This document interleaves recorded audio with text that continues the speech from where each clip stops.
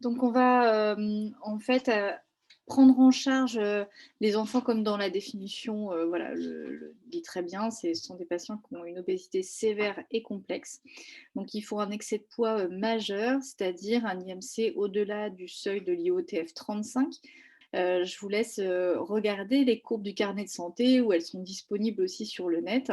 Donc les nouvelles courbes, accessibles de 2018 avec les différents seuils, d'IMC. Donc il faut vraiment en fait, nous envoyer des patients en situation d'obésité, sévère. Il faut aussi une ascension extrême et continue de la courbe de corpulence. Les patients peuvent avoir des comorbidités, sévères associées, des échecs de thérapeutique antérieure et tout ce qu'on appelle situation de fragilité.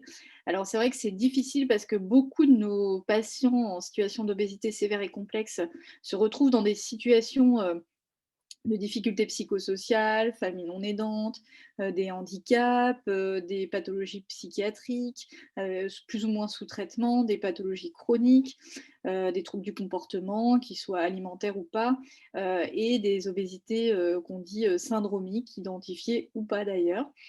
C'est vrai que là, au fur et à mesure, de recevoir les demandes de patients, il faut vraiment en fait, on va aller chercher les patients les plus sévères, quoi. Il faut imaginer ce parcours un peu comme, le parcours de la dernière chance et c'est vrai qu'il y a quelques patients que nous, on a réorientés vers, des suivis, soit, programmes d'éducation thérapeutique, soit des suivis, individuels parce qu'ils ne répondent pas forcément aux critères de sévérité. Hein, donc ça, c'est important, qu'on ait et l'excès de poids majeur et vraiment le côté, sévérité de l'obésité.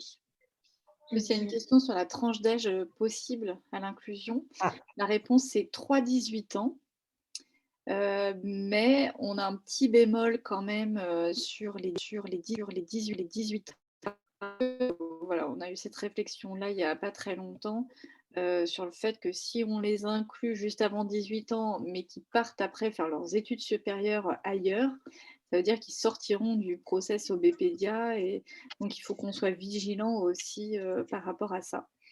Parce que si on les inclut à 17 ans, et 8 mois, qui passent le bac et qui partent faire leurs études à Paris, bon, vous me direz qu'il y a un parcours Obépédia à Paris, mais je ne suis pas sûre qu'on puisse faire transfert de dossier en région. Donc voilà, et à un moment donné, l'âge de 16 ans avait été évoqué, ça a été rallongé à 18, mais bon, on aura un point de vigilance, sur cette tranche d'âge-là, les 16-18.